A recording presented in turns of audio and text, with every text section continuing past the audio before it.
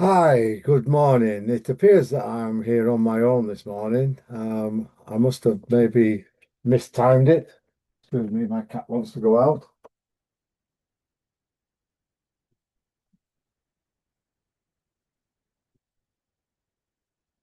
Obviously, she didn't like it when I started talking. Okay, so I'm Paul Foster. I'm going to be running this training today. And as you can see on your screen, it's the Foundation Trilogy that I'm talking about, which is understanding, reframing, and talking to your dyslexic child. I'm going to tell you a little bit about myself, a little bit about the course. This particular course is just a very, very tailored down version of the main course, which is available online. Very interactive course, but I'll cover the main areas that we'll go through on this one. And we look at this through what we call the lived experience lens. The reason we say that is because I am dyslexic. Uh, I'll just move on through the slides so that we'll get a better idea. So this particular course is for you. Um, if you're having a problem with your children, if you have a dyslexic child, dyslexia generally tends to run in families. It's hereditary. So once our parents got it, they pass it on to their kids. I did with my son. I passed it on to him, but he was a lot later in life. For me, I was quite earlier on when dyslexia wasn't really known. So if you feel one step behind, like everyone else has the manual for the children and you don't, everybody else is doing fine. They haven't got any issues. Their kids are doing well at school, but you are struggling. Your child doesn't seem to be doing well, getting bad reports, things like that. Also, you've had generic advice. Previously, people have talked to you about your child's got dyslexia, and they say things like they can't read and they can't spell. Um, it's actually not so true. The reading side of it, they can read, and you can spell, but you need tricks to be able to spell. For me, English language is particularly difficult because we've got certain words that cause problems. I'll cover those a bit later on. And the other thing about it is you're not ready for any real answers. Yeah, theories, platitudes. What you need is you need practical advice. How can you help your children, your child, understand what dyslexia is and understand the benefits of dyslexia? Because there are a lot of benefits. There are a few drawbacks, but there are a lot of benefits. It was actually when writing was invented, um, we actually cancelled about 20% of the global population because that 20% are dyslexics. And writing is not something that we had originally. In the early days of people on this planet, there was no such thing as writing. It developed over centuries, over millennia, it developed. But originally, we didn't have it. We worked by using our eyes, by our senses, our smell, our ears. Our ears, believe it or not, our ears are very, very cleverly designed. We can tell where sounds come from, whether they're coming from behind us, from the left, from the right, because of the shape of our ears. And that helped us to survive, especially in early days where we were living out in the wild and wild animals would eat us an awful lot. So we developed that way, but we never really did anything to do with writing. A few symbols originally, drawings on walls. You've seen cave drawings on walls. Generally, they're symbols of animals, of people, of things like that. Maybe a handprint occasionally, something like that. But there was no writing as such. It came later. And because of that, it caused problems for dyslexics. It's the main problem with dyslexics. Reading, writing is the main problem in there. So we need to know a little bit about it, and we need to know a little bit about how we handle it. So this is me, quite handsome chappy, really, aren't I? If you look at it from that point of view. Um, when it says built from the inside, that's really what I'm saying. I am actually a dyslexic. Yeah. And in my early days at school, the teachers didn't really know what dyslexia was because I'm quite a mature gentleman. I'm over 70. So going back to the early 50s, 60s, around about that time, dyslexia wasn't a well-known phenomenon. It was there, people had it, and people have always had it, but it wasn't that well known. And basically, I started off in my early school days, which I can't really remember too much. One of the things I do remember is getting on the wrong bus one day, because I misread the destination of the bus, so I got on the wrong bus, which is a particular problem. Luckily, I realised I was heading down the wrong roads, so I got off the bus and walked back.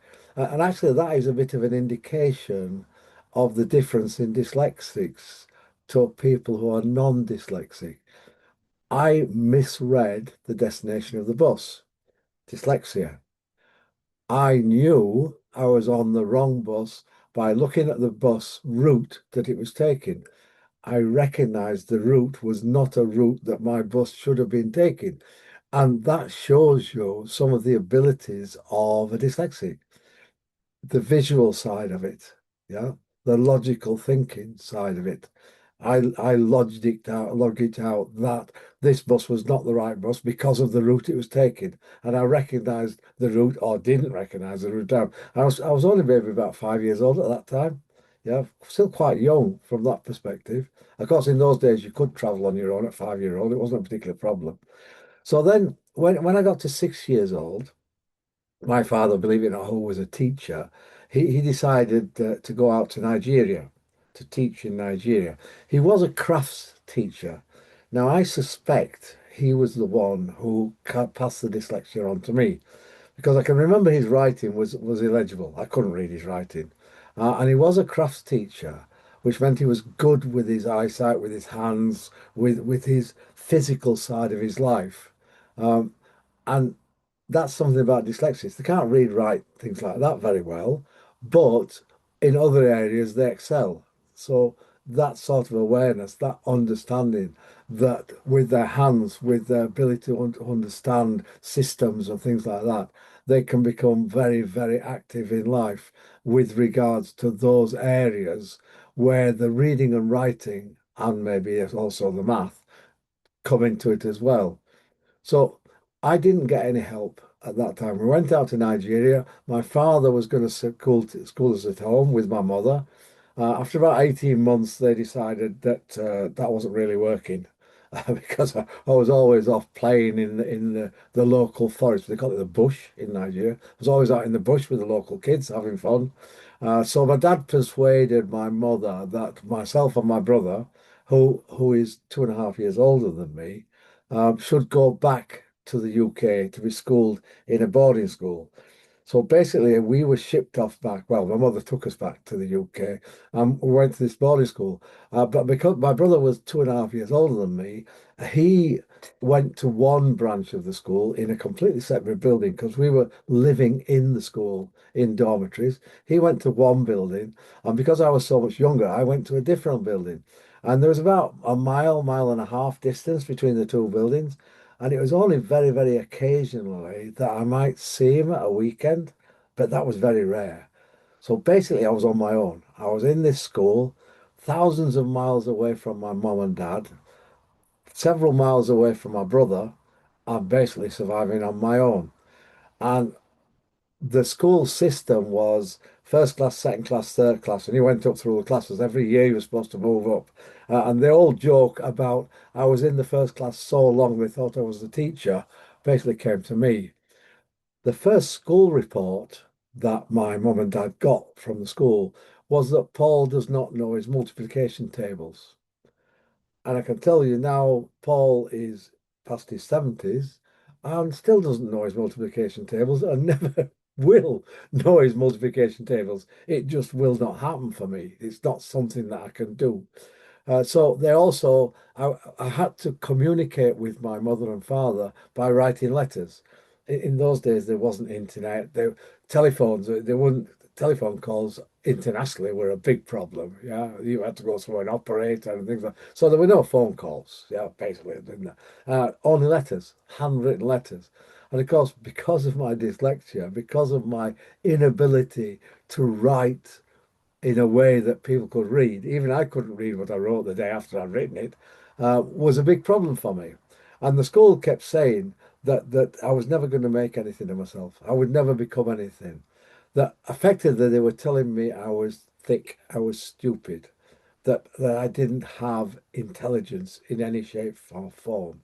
You know, like it says on the screen there, I could not read well, I could not spell. Yeah, my writing was illegible, and multiplication tables, like I say, I still don't know them now, never will know them. You know, so it was a big problem for me from that side, and I didn't have any emotional support from my mother and father because they were thousands and thousands of miles away. So fast forward a little bit. My mother, sadly, she caught tuberculosis out in Nigeria, and she had to come back to the UK. But on the good side of that, she actually survived it. She spent about 18 months, 2 years in a sanatorium back in the UK, but she survived that. I went to a normal secondary modern school. I didn't do well in my tests when I came back, when my parents came back. So I went into a secondary modern school, which had 5 streams, 5 levels in each year. And I was put at the bottom of the middle level, which was quite good, really, because I wasn't in the bottom of the bottom level, I was bottom of the middle level. Um, and basically, I got the same problems there. Nothing changed. You can't write, you can't read very well, you can't spell, you're not good at mathematics, things like that. And it was basically status quo, back to where I was before. But what actually happened to me was that I started going to swimming, and I was good at it. In fact, I was really good at it. And I ended up swimming nationally in the UK in competitions. In my town, I was one of the top swimmers in my town. And something changed inside me. I suddenly realized that, okay, I might not be good at reading, writing, spelling, things like that, but I was good at swimming. And my confidence boosted. And when my confidence boosted, also my schoolwork boosted as well because I felt as if I was somebody. I felt something. I was achieving something. And at the end of my secondary education, I was in the top 5 of the top class. Just really because of that boost, because I got that boost with regard to confidence that I was better at something than other people, which I'd never ever had before. Fast forward again. My father wanted us both to be teachers. My brother went to teaching training college, decided in his final year that that wasn't for him. And so he bailed out and started wandering around the world doing different things, different jobs, because he didn't want to be a teacher. I came along after that, and my father looked at me and said, no, no, I'm not going to get you to go to teacher training college. I'm going to get you an apprenticeship. So he went and got me an engineering apprenticeship, and I started a 5 year apprenticeship, which was not really for me either. I wasn't really into that. During that apprenticeship, I learned a lot of things. I got a lot of skills, things like that. I was very good with my hands. I was very good at making things, like my dad was in a way. But at the end of my schooling, at the end of my apprenticeship, I bailed out and I went doing other things, a bit like my brother did. But then something happened, and one of my managers in the company I was working at said to me, why are you working here at a building materials shed? You know, you're an engineer, you're a technician. You need to go back to your trade," he said. So I said, okay, I'll have a go at it. So I went back into engineering, and I worked around engineering for quite some time. And then in 1980, my son had been born in 1977, and I decided that I needed to earn money. I needed to get a better house. I needed to get a better life for my wife at the time and my son. And so I decided to go overseas. And I got a job in Libya, in North Africa.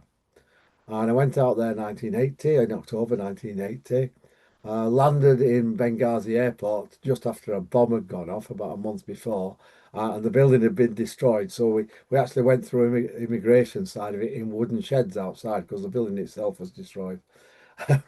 Went to a new site that the company had just opened, and all they had in this building were beds. No chairs, no tables, anything, just beds.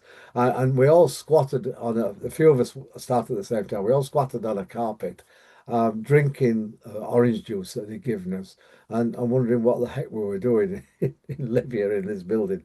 But it ended up, I stayed there 31 years. It was a very good salary and a very good way of working because I worked for 38 days and then I had 28 days at home and it was salaried. So I stayed there that time. But while I was there, they decided to promote me several times, but then they opened a school. They opened a technical school, which was under an institution in England called City and Guilds Institution. And they asked me, would I like to be a teacher? So around about in 1985, I became a technical teacher in the middle of the Sahara Desert in North Africa and Libya. And I kept moving forward at that. Round about that time, computers were coming in. There were a lot of personal computers around. IBM had built big mainframe computers, things like that. But personal computers came around. My wife at the time, she started to decide that she wanted to learn about computers. So she went and did a Bachelor of Arts at the local Polytechnical College. And she needed a computer to do her work. So I bought her a computer. At the time, she wanted a BBC B computer, but I decided that there was a better one that she should have, and I bought that one, which was a Sinclair ZX, and I bought the computer for her, and I thought this is a much faster one, but it needed. There were no programs as such at those times. There were some games, but you had to connect them to the television, things like that. So I in the book that came with it was a basic program which you could type in, and I typed it in, and it made it into a piano, so you could play it like a piano. But when I was trying to play it, there was no sound. So basically, I looked at the program and I realized that there was no command line to turn the sound on or to give it a volume. So effectively, that was my first inroad into debugging computers, programs for computers. And I found I was really good at it. Again, I got a confidence boost. And from that, I just started taking some courses, some personal courses, paying for these courses. And then eventually I took an open university. That's one of the universities in the UK set up by the government, so anybody can get a degree. I did an open university degree in computer science and information technology. Took me 5 years, yeah, which is fairly quick actually for an open because I was working at the same time. Um, and I got a first class honours degree in computer science and information technology. My first cap and gown, basically, my first one I did. From there, I moved on. I moved on. I started working more in computers, but I was still working in North Africa, and I stayed there because it was a good salary, good work, things like that. And then there was the uprising, the Arab Spring, 2011. Basically, I lost my job there. I went around the world a little bit, and the first place I went to was Colombia. And I was working for an American company called CBNI or CBI. And I realized that health and safety was something which I'd missed for the 31 years I'd lived in and worked in Libya. There'd been no health and safety. And I got really interested in health and safety and decided that I was going to study that. That's the area I want to go in. I wanted to save people, yeah, keep them alive in their workplace.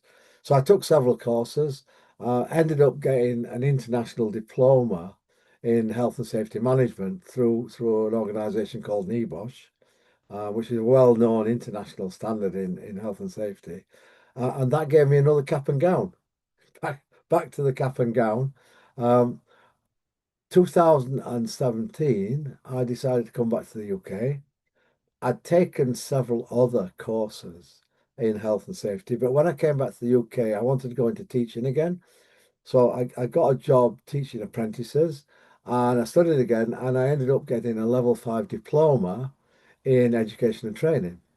It wasn't a cap and down job, that one, but from that, as a member of the Society of Education and Training, um, I got QTLS status, which is Qualified Teacher Learning Skills, and another bunch of certificates. I've got, if you look at my CV, my curriculum vitae, I've got about 2 pages of certificates.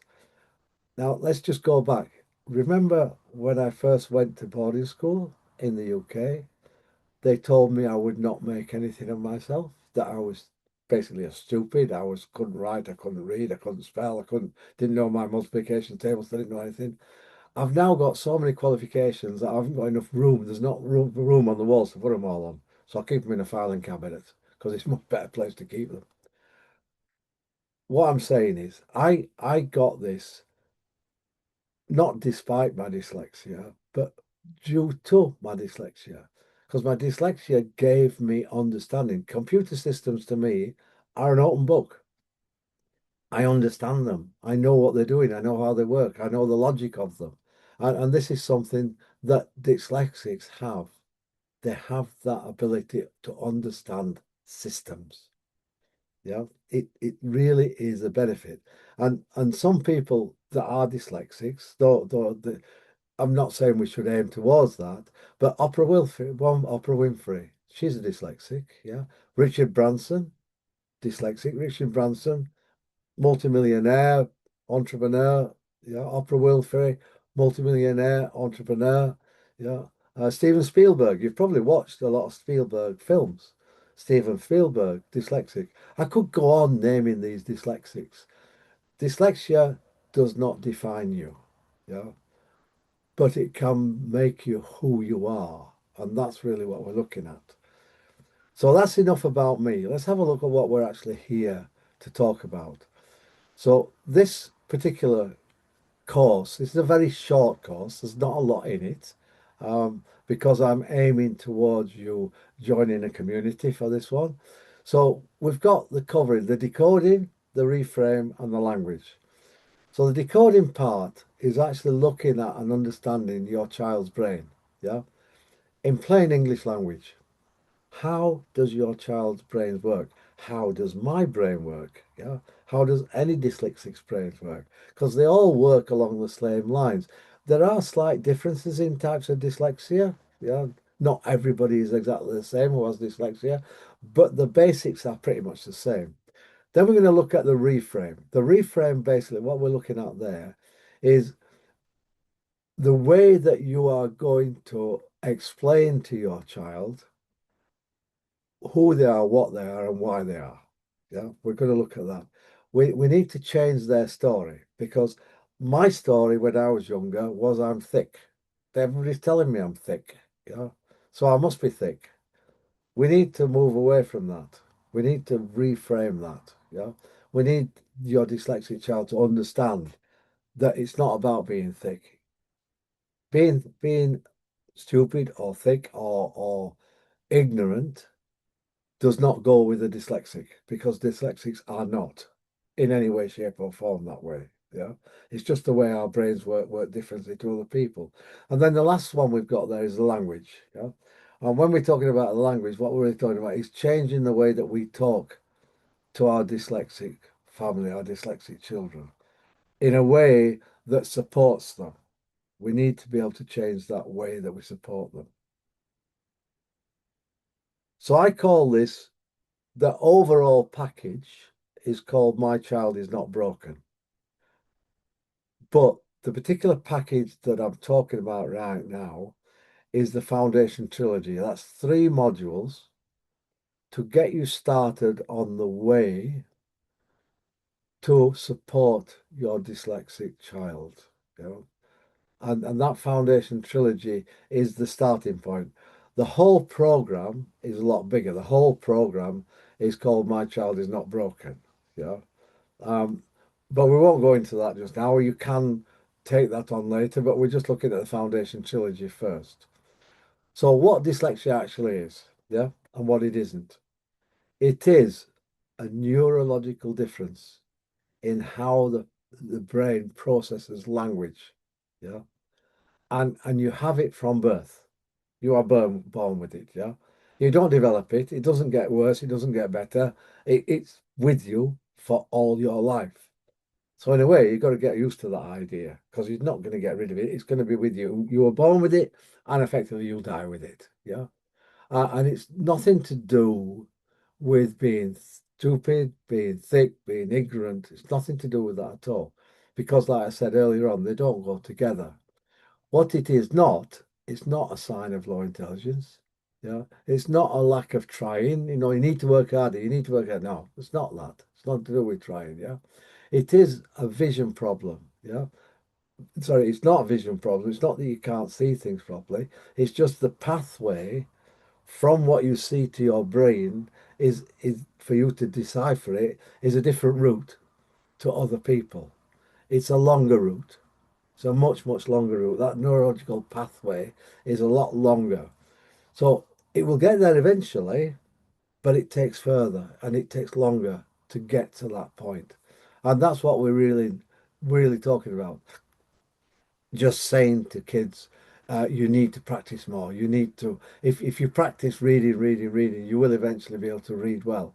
Okay, there is a little bit of truth in that. You've probably heard the expression practice makes perfect.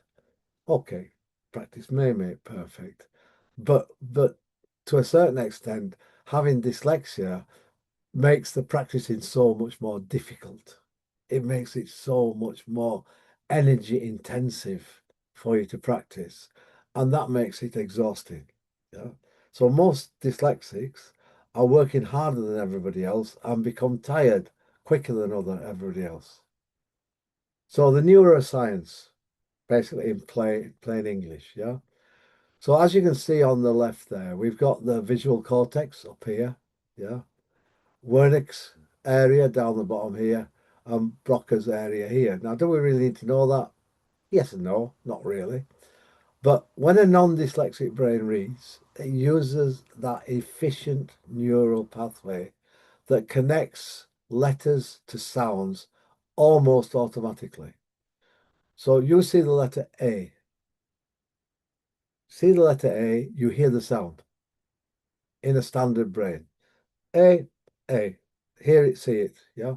But for a dyslexic brain, it takes longer and it's harder and it's a less efficient route. So it will eventually be an A, but it takes a lot more effort for it to get there. So you see the letter A, yeah. Let's look at here. Let's look here. The letter T, yeah. That's the letter T. So a person sees the letter T, they hear the sound T in their brain. Dyslexic sees the letter, then the sound T comes because it's taking that longer route. He'll get there, it will still do a T, but it takes a longer route. Yeah. So that's one of the main things. So that makes reading hard. Yeah. It's not because the lady, it's because that route is longer. Yeah. Everything else often isn't. Yeah. The same brain that has that problem excels in 3D thinking, big picture reasoning, problem solving. Yeah. For me, like I said right at the beginning, I talked about getting on the wrong bus. Basically, as soon as that bus did a turn that I hadn't seen before, my brain kicked in and said, I don't recognize this route. If we'd stayed on the same route, I would have recognized the route because once I've been somewhere, once I've done something, I will always remember it. I can even see the classroom. When I was in that boarding school, I can see the classroom that I was in, the first classroom I was in, because I was actually in that same classroom for nearly 3 years. Because that's why they say I was in it so long they thought I was the teacher, because I stayed in the same. And I can actually see the desks. I can see the way the class was laid out. Cannot remember anything about the reading, writing, learning, literature, anything in like that, but I can see the classroom. Yeah, I can see the actual structure of the building. I can see that the dormitory that I slept in. Yeah, I can see the building. I can see where I had my breakfast and my lunch and my dinner. Yeah, I can see them in my mind because I'm very visual that way. But other things, written, writing, things like that, no. So that picture reasoning, like I said with computers, a computer to me is an open book. Yeah. When I was a child, just to show you, when I was a child, we didn't have computers. I don't know. I don't know if you'll be able to see this. I'll try and show you this. Do you see this one? There. See that? This is what we call a slide rule. Yeah. In my early days of working, I couldn't do mental arithmetic and I didn't have a calculator, so I used a slide rule. Slide rules were my way of understanding mathematics, arithmetic basically. Because mathematics I can do. That degree I got a level four mathematics in that. Mathematics I can do. Arithmetic, mental arithmetic, I can't do. I have to use my fingers and toes basically to do that one, yeah. So this picture is in this understanding. That's why computers were, for me, were such a godsend because they can do the work that my brain can't. They can spell for me. Actually, let's be truthful. They can spell for me, but actually my spell checker on my computer has a little white flag, and it says, "Hang on a minute, at least get the first three letters right, so I know what word you're trying to write." it, it can't sometimes. So I'll keep trying to write a word sometimes, and eventually the computer can't give me what I'm trying to write, so I'll just give up and choose a different word. It's just easy to do that, and that's now after all these years, it's still there. But I'm a teacher. I've got degrees. Yeah. I teach now. I do teach and I teach health and safety and I still teach engineering. Yeah. But I can't spell words. And that's like I said, it's not going to go away. It's still there. It's learning to live with it and learning to understand how to live with it is the main thing there. But this understanding of computers, it was just so easy for me. The way they work, the programs, the systems they use, it's like an open book to me. I understand them, yeah, and that's something that dyslexics have, that ability to use picture reasoning, problem solving, things like that. We are a benefit in so many ways to society that others are not, you know. So actually, the effort that we put in, like it says on the end of that slide, the effort we put in here is a lot more.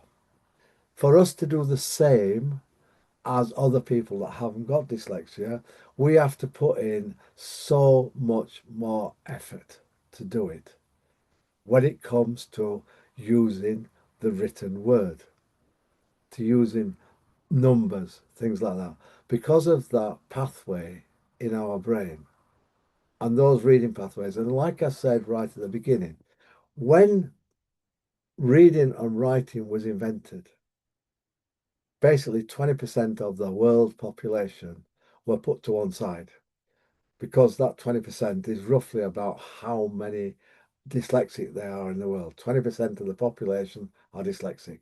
Yeah. And that was a big problem for us. So what your child's brain is doing that nobody is naming, yeah. Basically what we're doing every day, your child walks into school and performs an act of extraordinary cognitive effort. You have to appreciate that, you know. Your child, if they are dyslexic, is working so much harder as every other child in that class who is not dyslexic, you know. And because you're simultaneously decoding text, managing anxiety about being found out, masking confusion, trying to keep up socially, all at once, all at the same time. The child sitting next to your child has finished doing the exercise writing 5 minutes before your child has. What are your child's thinking? They're thinking, what's wrong with me? Why can't I do what they're doing? Why are they going so much faster than me in the classroom? Why am I like this? What is wrong with me? They can do it. Why can I not do it? And this is going on in your child's brain all the time. Yeah. That cognitive masking, working harder to appear the same. You know, they want to look the same as everybody else. They want to fit in. Yeah. Anticipatory anxiety. Oh no, it's coming up again. They're going to do us another reading exercise. Right, Paul, that's me, of course. Paul, stand up and read the next chapter. Oh my God. Yeah. I'm going to make a fool of myself again. It's why do they ask me to do this? They know I can't do this. Why are they asking me? It's just freaking you out big style. I do not want to do this. I do not want to stand up and read in front of people. The exercise. Right, I want you all in this class to write me an essay about this. Everybody else has finished half an hour before you. You're still trying to write the essay. And then when you finish writing it, because you've written it with your own hand in your handwriting, even you can't read it because your handwriting's so bad. Yeah. And then there's that emotional load. Yeah. Carrying that weight of being different every day. Your child goes to school. The other kids don't understand. They're teasing you. No, playing games with you because you're not the same, because you're slow. You're obviously thick. You obviously don't understand things. And the teachers, they have training. They have forms of training, but do they really understand? Because one of the problems is they keep saying it's a writing problem and a reading problem, and it's not. It's dyslexia. Yeah. Part of that is a writing and reading problem, but it's because of the way the brain works. Basically, that's what we're looking at. So, six cognitive strengths. Yeah. What dyslexia gives you: big picture thinking, understanding concepts, ideas. If I put it this way, if you give me some piece of equipment in pieces and say to me, can you assemble it? I've actually had that done in an interview once. They gave me a lot of pieces of metal and said, can you put that together? And I did it virtually immediately. And they were with their mouths open. How did you do that so quickly? For me, I could see how it went together. It was just obvious how it went together. There was no question about it. That obviously goes there. That obviously goes there. There you are. I finished. Yeah. Good job they didn't ask me to read something, but they did ask me to in that particular interview. When I remember that interview, they asked me to do a calculation of the speed of one pulley wheel from another pulley wheel, which involves a formula. My brain went into panic mode. Panic mode. Yeah. Oh my God, this involves using numbers and multiplying and adding together and basically my brain froze. About 15 minutes later, I said, sorry, I can't answer that. About 15 minutes later, I said, oh, the answer is this. Because I'd calmed down a bit from that initial panic and I gave them the answer. Spatial reasoning, 3D mental modeling, yeah, and spatial tasks. We're excellent at that sort of thing. Really, really good, yeah. Creative problem solving, yeah. That's the one where you say thinking outside the box. A lot of most people, little people, they think inside the box in in the way they've learned, the way they read, the way they do mathematics, the way they think inside the box. We've got that ability to think outside the box. Also, empathy and social intelligence. Uh, I can see how my words affect people. I can see their emotions. I can understand what they are feeling from any stimuli that they get. I can see it, I can feel it myself. Yeah. I understand social norms. Yeah. I it again, it's natural. It's just something that I understand. Yeah. Narrative intelligence. Yeah. Um, verbal and imaginative range. Yeah. And natural storytellers. You probably noticed that in this in this presentation. I've been doing a lot of storytelling. Yeah, I'm good at it. I can tell stories. I'm very good at that way. One of the reasons for that is because of my big picture thinking. Yeah, and my empathy and social intelligence. It gives you the ability to tell a story. Yeah, and being able to go through your history. And then resilience, the one at the bottom here, resilience, yeah. Forged by the challenge, yeah. Durability. I have lived this my whole life. I have had to find ways of surviving in the natural world where everybody else seems to find it easy, except us 20% who cannot find it easy and never will find it easy. Yeah. We can use things like I used this slide rule. Yeah. I use calculators. I when I when I was at school, there weren't calculators. We didn't have them. And the first calculators that came out were about the same size as a house brick, big blocks. And they couldn't multiply or divide. They could only add up or they could subtract. That's all they could do. About the size of a house brick. Yeah. But I used them. When I did my degree, my foundation degree of my degree was mathematics, yeah. And it was a 3.5 hour examination. And that was actually where I found out that I was dyslexic because my tutor counselor on that degree said, I think you're dyslexic. Go and get tested. So I went and got tested, basically. And they gave me an extra 15 minutes. But on that mathematics foundation, the system wasn't in place to give me the 15 minutes. So I had 3.5 hours to do the exam. I had three calculators I had to do that one. Yeah. And I still could not finish the exam. I took myself personally about 20 mock exams, full time, 3.5 hours each time. And I could never ever finish the exam. I didn't have enough time to do it because my brain didn't work fast enough.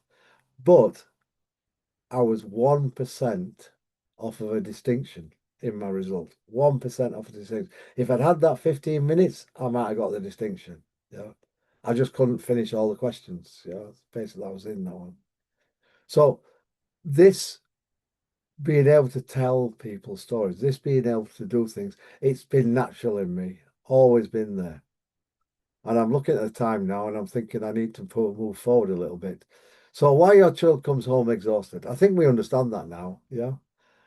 Like we say here, your child is putting about 6 times more mental effort into what they're doing. They're working so much harder than everybody else. Yeah. And the other thing about that is they're getting zero recognition for that. Nobody sees the amount of effort that your child is putting into the work that they're doing. To get the results they get, they're putting in that 6 times more effort. Yeah. And that's why when they come home tired, when they're mentally tired, when they got a headache, when they're suffering. By the way, that maths exam I had, after 3.5 hours, I had a headache like you cannot believe. There wasn't a pill on this planet that could get rid of the headache from me because I had 3.5 hours of such intense concentration. Yeah, the headache was I thought it was going to be permanent, to be quite honest. So that 100% real and valid. The headaches, the tiredness, the exhaustion from all that 6 times extra effort are true and are real. They're there all the time. And you don't get any recognition for it. Most of the time, they're getting laughed at, they're getting comments about them, their inability to do that sort of thing. So hopefully by now you understand your child's brain a little bit better than perhaps some of their teachers even do. We haven't gone into it in great detail. If you join the program, if you take the Foundation Trilogy, the first 3 modules, yeah, if you do those, you will have a much better understanding. And in that, it gives you practical tools to help you support your children, yeah, to help you do that one. But you're putting the effort in. If you come on this course, if you do that course, you will put the effort in and your family, your child will benefit from that, from the support of you, your spouse, your partner, and the others in the family, because not all your children might be dyslexic. Like, for example, my brother, the gene passed him by. He is not dyslexic. My son is. I passed it on to my son. And I think it was my father who passed it on to me. But I think my brother got my mum's gene. Yeah. He didn't get the dyslexia. So it doesn't always get passed on. He's never had the problems that I had. Yeah. So because you're putting this effort in, you will probably know more than their teachers do. And the teachers of your kids are probably telling you what's wrong with your kids.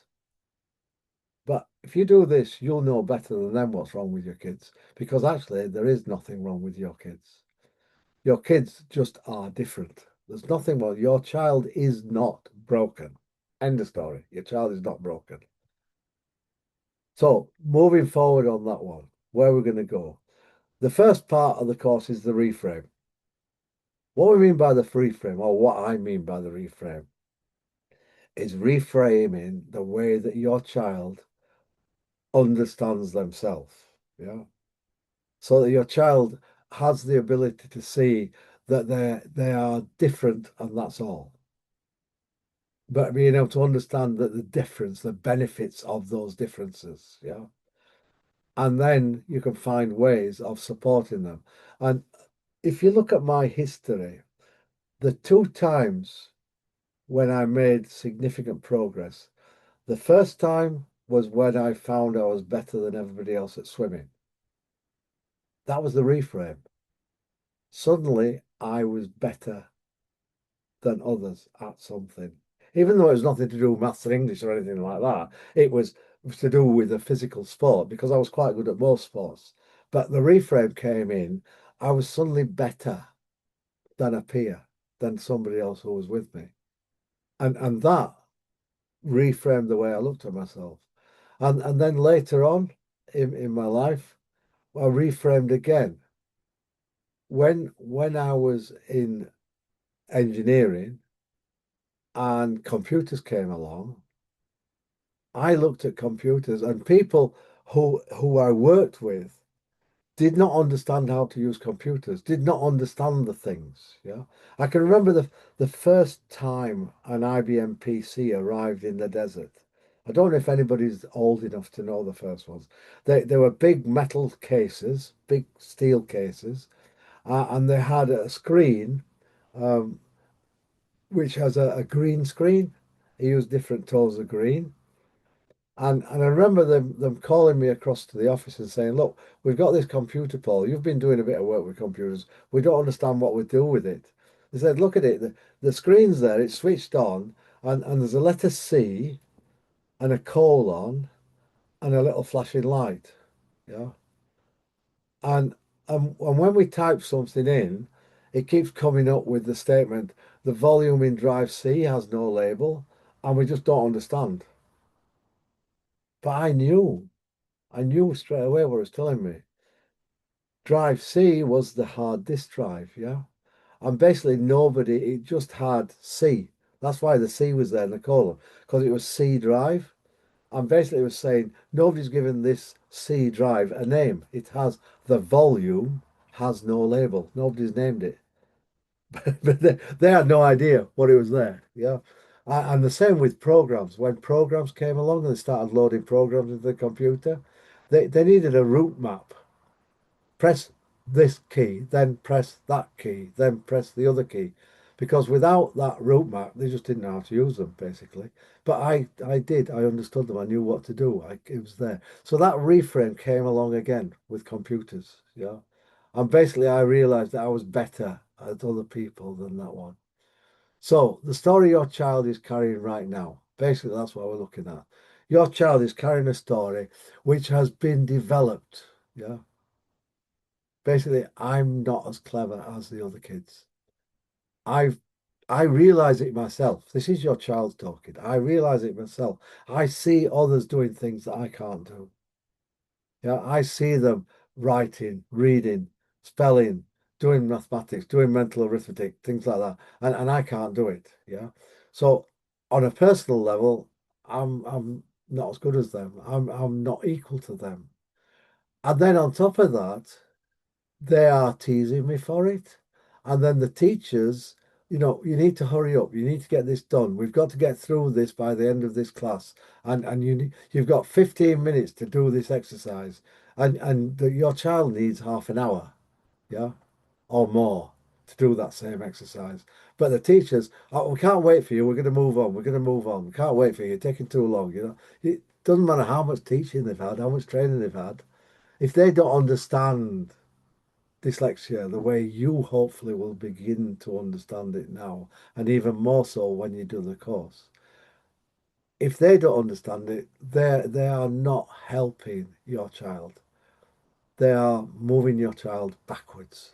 Yeah, they're taking you away or taking the child away from ever getting the mental ability to understand that they can do it.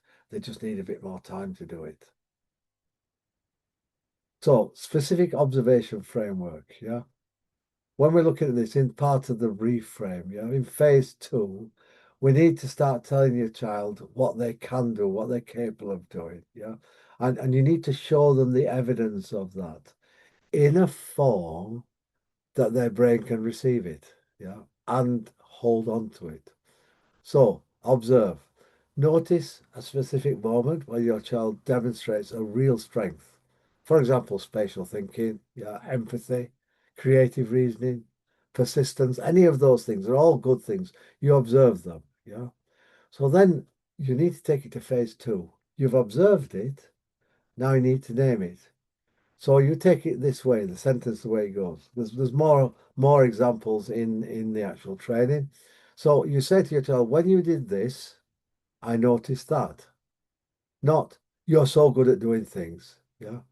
That they're so good at those things. That doesn't work. Yeah. They don't believe that. Yeah. They don't believe that they're good at doing things because they keep getting it themselves, realizing they're not as good as other people at things like reading, writing, stuff like that. So you telling them, oh, you're really good, it doesn't really help them at all. Yeah. That when you did this, I noticed that. Yeah. So you need to do the exact thing that they did at the moment they did it. Yeah. It's a bit like that reward theory, you know. You want somebody to, you want to change somebody's behavior every time they do something that you want them to do, you reward it. So I don't know if anybody watches The Big Bang Theory. Sheldon was doing that earlier on in one of the programs. Every time the lady in the program did something that he wanted her to do, he gave her a chocolate, you know. But we're not really going to that conditional therapy. What we're saying is at the time when they see something good, you need to make them aware of it. Not say what you did was good, just make them aware of it. When you did this, I noticed that. Yeah. So then you connect it. You link the observation. We're down to part three of this. You link the observation to the dyslexic brain to help them understand that that strength and that difference comes from the same place. That strength and that difference. When you did this, I noticed that. Tag it in to where it comes from in their brain. Yeah. That's because the way your brain works allows you to do that. It's your brain that's doing it. You're not boasting them. You're not saying, you're just linking it that that behavior trait was because of the fact that they're dyslexic, you know, and that is a benefit one. If you look at, for example, Steven Spielberg, what is he really good at? You know, all his films have these amazing visuals, you know, amazing, and most of them come from his brain. He's the one that sets them all up because he has that ability to storytell in a way that other people haven't got, and he uses that. That's where his career came from. Yeah, he uses it. Yeah. So you need to, in step four, repeat that consistently. Just observing one thing doesn't change the story. You need to keep using the pattern of evidence over time. Observe, talk about it. Observe, talk about it. Observe, talk about it, link it. Observe, talk about it, link it. And the more you do that, the more your child will begin to understand what it all comes down to. That they're not, they're basically, they are dyslexic and they've got abilities from that. So the language, they need to go from knowing what to say to saying it exactly the right way. This is the phase three, using the right language. When you have these conversations, you need to use the right language. And it's not a case of in this language, it's not praising them, yeah. It's making them aware, making them aware. So the opening line, if you look, I've been thinking about something I want to share with you. Not because anything is wrong, but because I think it might actually explain some things, some stuff that's been confusing both of us. So from this one, why that works, it actually preempts the fear of bad news. It positions you as curious, not concerned, as curious, you know. I've been thinking, you know, and I'd like to share something with you. You basically what you're saying is that I'm curious about this and I want to discuss it with you in an open, friendly way, yeah. So it invites them in rather than sitting them down, yeah. What you need to avoid is we need to talk about school, yeah. I've been worried about you. Your teacher said all of those wrong way in at all. That's not the way to do it. Yeah, that is not the way. That you're pushing them away. They're going to build defensive walls to that, you know, because they know they've been trying hard, and suddenly you're picking on them. Yeah, we need to talk about school. You know, the teacher's been saying that they're going to react in that in a negative way. You don't want that negative way in there. You need the other way. I've been thinking about invite them in. Yeah, basically do it the other way. So where I'm into now, that is a little bit of a glimpse of the sorts of things that are in the course, the sorts of things that I discuss. Now, there is two ways into this. Yeah, I have a community. Um, you can join the community for free. The community is there. You can join it right now. A bit similar today. There's no members in the community, but hopefully people will start joining. The more people join, the more people talk about it, the more people pass the information on, the more people will join. So hopefully at the beginning of the community, you're going to join free. Later on, I'll probably start charging. Not you, because you were a founder member, but others that come in later on, I may start charging. So tonight, you can actually join tonight. Yeah. I will put a link in the chat shortly, which you can use. Inside the trilogy, the three products. That's why I call it trilogy. The first one's the dyslexia decoder. Basically, we talk about dyslexia, reference, understanding how the pathways work, but in plain English, yeah, without clinical jargon, things like that.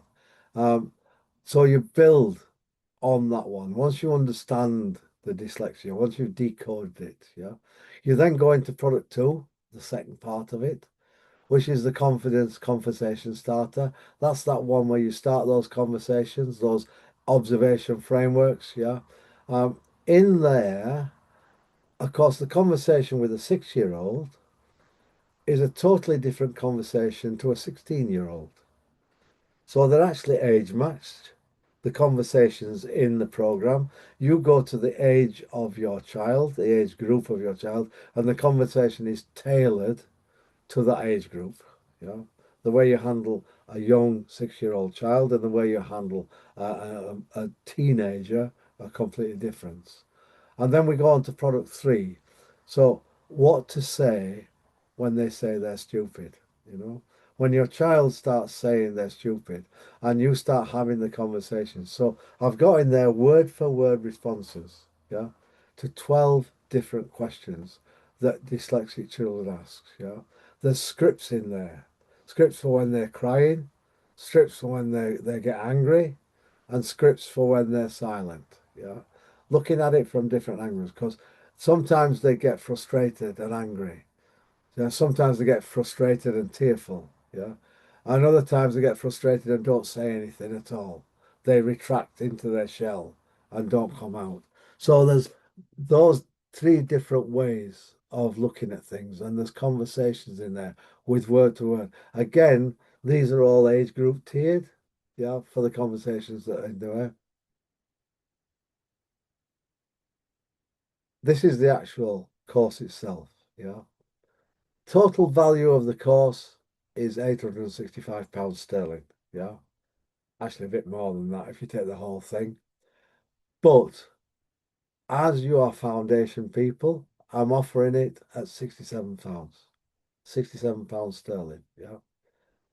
And just to add to that, if it's not working for you, if you don't see an improvement in 30 days, then you get your money back. I'll give you your money back. Yeah. You got nothing to lose. Nothing to lose at all. If it doesn't work, Show me it didn't work. There's been no change in you or your child. It's not done what I say it will do. Then I'll give you a refund, guaranteed a refund. Yeah, 30 days, you get your money back. Yeah, it it is this of course is not a course you need to finish to benefit from. Yeah, you can start benefiting from the first things that you do. Yeah, so you could join today. And tonight you could start using the first part of the first module and see things changing straight away. Yeah. And so you can see virtually immediately, as you start working through the program, you'll start seeing differences from day one, basically. That's what you get there. So I call it the lived experience lens. Yeah. I call it the lived experience lens because I'm dyslexic. And I'm sitting in front of you here as a dyslexic who is successful. I have my own business. Yeah. I I I do health and safety training. I teach engineering. Yeah. I stand on stages and deliver my message on stage because I'm that storyteller as well. So I do that as well. I stand on a stage and I deliver my message. Yeah. There's no generic advice. All the advice is specific. Yeah. And it's tested. It works. Yeah. No positioning of dyslexia as a deficit ever. Dyslexia is a benefit. Dyslexia is good. This world needs to understand having dyslexics on your staff is beneficial to your organization because dyslexics think differently. Yeah.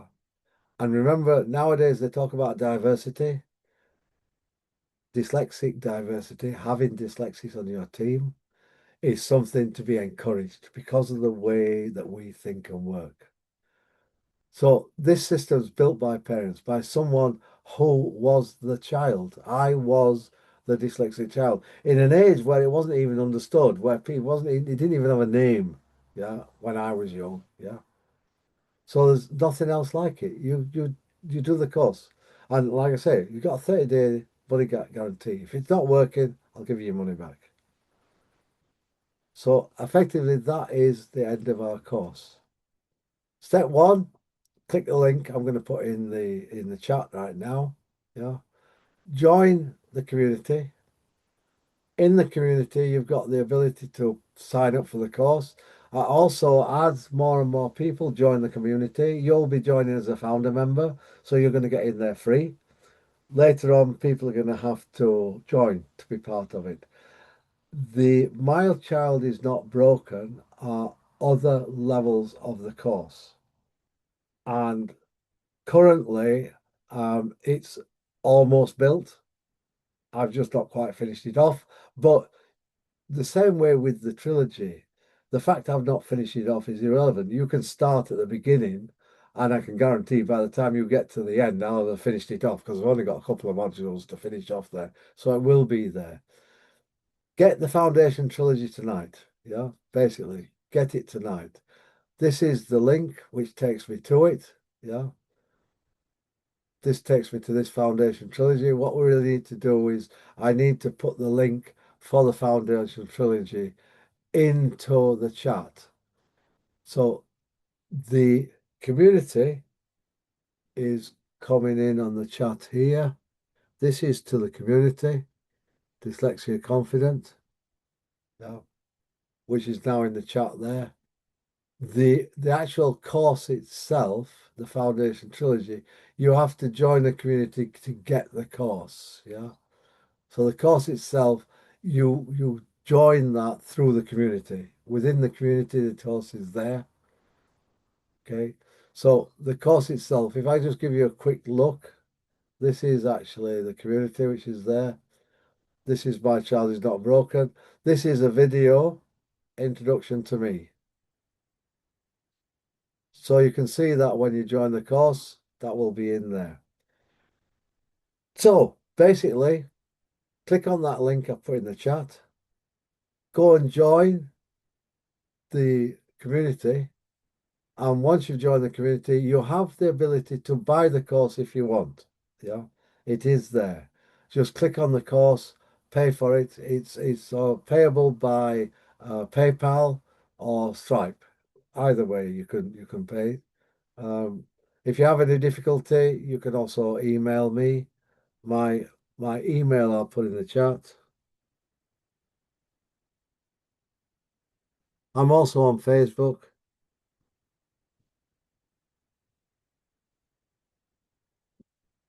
So this is my email.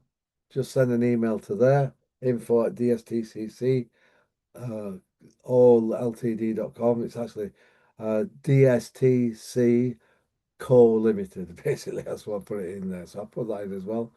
So thank you very much. It's been great. Has anybody got any questions? Which is a bit of a pointless question, actually, isn't it? Because actually nobody joined the seminar. The people who were interested, the time zone was wrong because most of the people who were interested were in Canada. And I will be making this recording available for them to see later on. So thank you very much and goodbye for now.